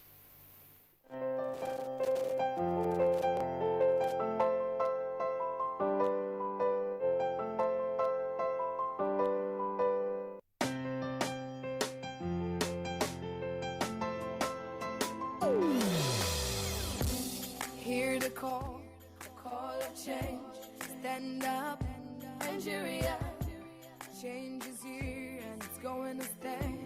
Change begins with you. Oh yeah, make we go. Go to so let the change begin from within. Look at you, oh Gerula. Change begins with you and me. Change begins with me. Change begins with me. Change begins with me. Chairman of all chairmen. Oh, let me wash your hand for you. Don't worry. Let me take toothpick and. Hey. According to Professor Tranquilizer, I am disappointed, aghast, crestfallen, and vanquished at your shameful display. This week on your award-winning comedy series, Professor John Bull, starring Kanayo Okanayo, Mercy Johnson, Queen Wokoye, Yomi Fash Lanso, Ogus Baba. I'd like to see Mr. Udo Eto. I hear you now, but find me something. Are you mad? Go! Goodness, August, you're showing your shit. Oh. Very nice man, generous. Okay, anything for the guests. Maybe feature or something. Happy weekend, sir. Thank you. Today is Wednesday. Professor John Bull, this Tuesday and Friday, 8:30 to 9 p.m. on NTA Network, International, and Star Times. I'm finished. Who finished you? Find me something. Over and out. Welcome to the new speed of life. All right, welcome back. You're still watching Good Morning Nigeria, and we still have all of our guests here with us. We're now being joined by another guest, but just before we introduce him, we'd like to take some of the tweets that you're also sending in, taking advantage of our Twitter handle at NTAGM. And the very first one is from Aminu Uba Al-Hassan. He says, women are the reason why men venture into illicit practices. When a wife asks her civil servant spouse for gold, cars, and holiday in Dubai. All right, Sunday Michael Amonkoji has this one again. Whether we like it or not, men with their nightly meetings are the ones championing corruption. Women are less corrupt. And Vic tweets, hello, madam and sir. The only solution to Nigeria's corruption problem is to give every Nigerian a level playing ground. Ortega tweets, women have an important role to play in the anti-corruption fight, and this should be encouraged. Abdul Haruna Aliyu tweets, there is hope for Nigeria with women like this ones in the panel. And Achibong Friday, corruption begins with the top elite and ends in the grassroots below. And Ortega tweets again, we need more women in the Nigerian government. This can help for more inclusive and transparency in our aims of defeating corruption. All right, those are the tweets that we're taking, second set of tweets we're taking in the meantime. As my colleague Rhoda indicated a moment ago, we are being joined now by another guest. Is Ibrahim Magu, is acting chair of the Economic and Financial Crimes Commission, EFCC. Malam Ibrahim Magu, a pleasure to have you on Good Morning Nigeria. Thank you. All right, well, we've had, and thanks for being here. I've been the only gentleman in the midst of the ladies who've been on this discussion. But certainly the peg for our discussion this morning has to do with the joint campaign being undertaken by the EFCC as well as the wife of the president, namely getting women involved as the vanguard or primary drivers in the anti-corruption crusade. How hopeful are you in setting out on this journey that women can actually be the proper catalyst for us to tackle and ultimately defeat corruption? Yeah, definitely you can see if we can reach this far, I mean, within a short time, I'm sure it will go too far. I mean, it will go far enough to really disseminate the information as much as possible. So I'm sure if we can sustain the tempo, it will go a long way. When you say sustain the tempo, what we have seen has been essentially here in the Federal Capital Territory, that's Abuja. How do you expect to achieve a trickle-down effect to the states and local governments and ultimately to the communities? No, you know, even the First Lady mentioned, you appeal to the governor's wife to ensure that these things are not left at the federal headquarter level. It will trickle down, and I think we have a strategy. It is spaced out, and we will approach it. We will go down to even to local government's level. So I believe that sooner or later we'll be able to reach the grassroots. All right, thank you very much, Acting Chairman of the EFCC, Ibrahim Magu. But then I'd like SA and Nella Rabani to also speak to what the Acting Chairman had just said, sustaining the tempo. A lot of times we have programs like this rolled out, but after a while, you know, they die a natural death. How do we ensure that this particularly trickles down to the local government level, and of course we're able to sustain it over time? Yes, thank you. I think it's critical because more often than not things are launched and it just kind of dissipates somewhat. So I'm hoping, and I think it's very possible that when it's launched in the States, there will be some kind of machinery or a platform where they could articulate strategies, because it's not just about inviting the women, but it's what sort of programs could be articulated that will enable them focus or direct the whole process, to achieving what is expected, which is that we want to curb corruption. We want to bring, I think, the impact of corruption on the society. We want to be able to bring it home, let people understand, because sometimes we have become so used to hearing about the amounts of money stolen that is just part of the daily news. But when you begin to correlate and see that, look, if 1 naira is stolen, that means 1 less road is built, and it affects me, then it could annoy you. It's not just news. It's not just about, oh, they are thieves, but it's about what it is doing to you, and it's about what it's doing to your generations unborn. And it's about the risk, because they are aware, especially those who are even training the children, are coming back and saying that there are no opportunities for them. Why? Because of the impacts of corruption. So that impacts on economic growth, that impact on the environment, on the community. I think if they could articulate strategies that are disseminated in all the states, then I expect that it will be sustained. But if it is just launching and everybody goes home and there's nothing to follow, there's no blueprint, there's no template, and maybe even identifying who is to be targeted.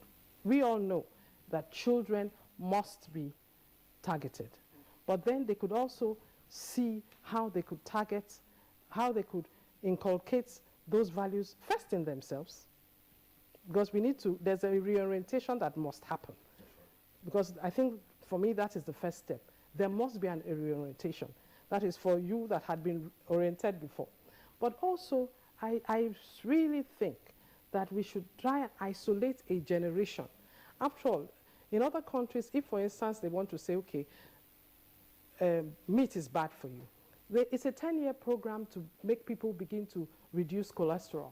And, and you set out you roll out a plan for an effect. So I think that is what should happen in this case. Women can impact and curb corruption because they are agents of change. Who do they impact? Who can they target? And then you roll out a plan and hope that in this number of years, the sensibility of people, because it's an issue of sensibility, when you hear about the corruption and it irritates you sufficiently, you will protest. When Umana happened years ago in Albania, it brought down a government. Why? Because the people could not tolerate it. Meanwhile, it's happening here day in, day out. People are robbing people blind, and you just brush off the tragedy and lick your wounds and keep quiet. But when we begin to say, no, it's unacceptable. That's right. That's the way to interrupt the negative, imitative behavior that we've seen. When a Nigerian decides to shrug off, as it were, some catastrophic occurrence, it is not because we have a tough skin, it is because the person finds another corner to make ends meet, and that's why corruption continues to persist. But let's come back again to Madam Ibrahim Margaret. Madam Ibrahim, you've listened to the SAN. Part of the points she's articulated now has to do with behavioral change communication as well. Of course, it's an aspect of public information management. This is a huge campaign that you have undertaken in the meantime, and for it to percolate down straight to the state level, local government and community level, it's going to require quite some spacing out, as it were. How prepared are you, and how prepared are you first to undertake this in conjunction with the office of the wife of the president, as well as other critical stakeholders going forward? Like I said, I agree, very much agree. That's why we started the Women Against Corruption, because we believe that women are change agents. They are change agents. They are the nurturer of the home. They are the people who guide everybody, who leads everybody at home. So to that extent, for instance, they are the people who can be able to educate the younger ones, to show them that, because some people don't even believe that corruption is wrong. Like this change beginning with me, for instance. You know, my understanding is that it's essentially saying, like the children, you can teach the children that if you can discipline yourself, you don't need another person to discipline you. So let's start changing ourselves. You change yourself, and then when you do that, you begin to look around you. So that is how it is going to go around. I am telling you, we are determined. I know there are a lot of problems, but this time around, we are determined to trickle it down to the village, because this is something. Corruption itself is a crime against humanity, and it affects everybody. So everybody is a stakeholder. Unless you bring everybody into being, you bring every Nigerian to support the crusade, it will be very difficult. So that's why we are now adopting this one, educating this one, serving as a preventive measures that lets people really understand that the corruption is evil, that we don't need here. I mean, I'm telling you, if the allocation, the statutory allocation, 50% of the statutory allocation is judiciously utilized, I'm telling you, this thing will not be happening. But you know, the impunity is too much. It has to go. So that's why we say we need the support of everybody, because we are all involved, so that our children will have a better Nigeria in tomorrow. All right, thank you very much, Acting Chairman of the EFCC, Ibrahim Mago. I'd like Senator Binta Masi to also speak to two issues, one issue that they have raised now. SA and Nella Rabani said that one corrupt act means a road not done in an environment, and women are even said to suffer more when there is corruption, because take, for example, the health sector. Women need more health care than men, and so when there is corruption in that area, you see more women actually not getting adequate health care. How important is it that women should be whistleblowers in these areas? Well, like, I'm a victim of of corruption to a large extent because of where I'm representing. Adamawa North Senatorial Zone was ravaged by Boko Haram, and the last time I was home, one of the local government till date does not even have a standing, even if it is a health care. It's destroyed. There's not any secondary school, senior secondary school standing, destroyed. And these are children that are schooling on the street even at this moment. And what happened? Thank God for President Muhammadu Buhari that God has brought for us to know what really went wrong, even with the scourge of fighting the scourge of the Boko Haram activities that are there. And I said we have been victimized, because before now, the northeastern part of Nigeria, by the assessments of the World Bank, is the poorest, down to the South Sahara, Sudan. They are the poorest on earth. That was the statistic in the early 2010, before the mayhem that was unleashed on those people. And what will happen as of present now? And there are no roads, no health care, no school, no electricity. And someone that was saddled with a responsibility, who happens to be from that part of the divide, was involved in all this kind of an issue. Of recent, when the people were crying of hunger, another person from that area diverted 67 trucks, loads of food items, for the same people that are in need of government intervention, so that lives can be restored and hopes too can be restored. So this issue that we're now talking about, corruption, it is a deliberate act. And if you now said 1 naira taken out of the purse of government, obviously will have an effect. We can fly to Dubai. Someone had the vision to make Dubai what it is today. And one of those visionary leaders was because of the oil boom that they got in the early 70s, which obviously that was when Nigeria too got her oil boom. But were we having visionary leaders that can now look at, in the next 20 years, in the next 30 years, what do we become of? So it is the attitude that we have in us, and I don't know why it has to be with Nigerians alone. We believe that once if you are saddled with a responsibility for you now to be the driver for good governance, you indirectly now trying to even steal from the same people that has given you that responsibility to do. So it is a vicious circle that we must fight it head on. Today, I'm a senator. What will be my legacy if I leave the office tomorrow? And with what the president is doing, a lot of people are not comfortable with. Recession has come. Everybody is thinking it's Mr. Buhari that has brought the recession. I asked the question to one of my colleagues. As when the going was good, you are dipping your hands in the resources of this country. You did not add back. You are picking it. And now you wake up one day, even if you have ₦1 billion, today you pick ₦1, you have it is depleting. Tomorrow you wake up one day, you will not see a dime. And that is what we have found ourselves today. So we are all contributor to the cause of recessions that we have. Unfortunately, he is the president. As a leader, obviously, he has to take the brunt of what people are saying. But we as individuals must go back and have a second thought about ourselves.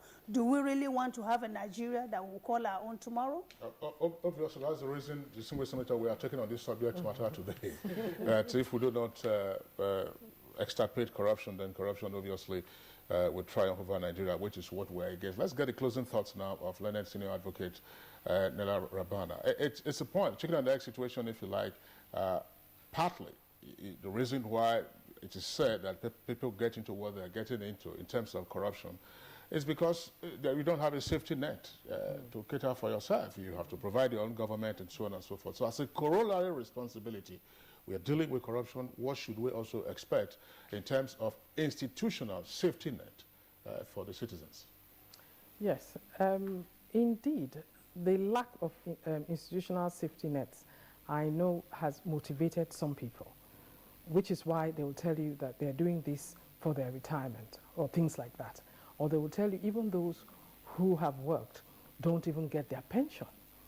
You know, so all that is playing. But I think I will still stick with my position, which is that you as an individual, first and foremost, must say, we must reflect and remind ourselves of what is right and what is wrong. It's so simple. What is right and what is wrong? And when you know that, when you believe in the rightness of what you're doing, it will curtail some of these excesses, even when you know you're at risk. But it may also justify, because of course, even in the perception of the Corruption Perception Index, they will always tell you that there's a political class. They will tell you that there's a policy-making class, and of course those who are in between. So I believe that the parting thing here would be that just as we try to stop and curb corruption, those policy-making bodies should be alert, because indeed you must provide. We are not saying we become a welfare state, but there are some basic infrastructure that must be available. And when it comes to your integrity institutional pillars, they must be sharpened. They must be sharpened. All right, Leonard Senior Advocate, thank you very much. Let's return to Ibrahim Mago, Acting Chair of the EFCC. Sorry, we have very little time now. Let's get your closing thoughts on this. In terms of stakeholder mobilization to achieve the ultimate goal of getting all of us on board to deal with corruption, what would you like to see and who would you like to see come on promptly? Of course, at this level, is the women of our focus. Lack of institutional safety net is not sufficient enough for somebody to go into corruption. I mean, two wrongs don't make right. So I think we should think of doing the right. It's just like somebody saying that because he doesn't have money, he will go into robbery or stealing. So I think that's not right. It's not right for somebody to do the wrong because the institution did not give him his whatever. There are so many ways of doing the right thing and will achieve purpose. I don't know whether I can reiterate our expectation of women. Yeah, go ahead. Yes. First and foremost, personal integrity, transparency, zero tolerance for corrupt practices and practice of simple lifestyles. 2, promotion of family values of hard work and honesty in children. Refusing to flatter or humor anyone known to be corrupt. Obeying religious and spiritual instructions about openness, transparency, and higher values. At the personal and organizational levels, whistleblowing against corrupt people. Forming non-governmental organizations with the purpose of promoting anti-corruption values in the wider society. Active involvement in Women Against Corruption Network that will emerge from this platform and roll out across the state and local government. I am telling you, there is no one better strategy. You cannot say, strategy changes as you go along. There is no one best way of attacking these things. As it comes, it keeps on changing. So I think the best strategy for support of everybody, let everybody key in and let us get corruption out of this country. All right, thank you very much, Acting Chairman, EFCC, Brian Magu. Thank you for joining us in this discussion this morning.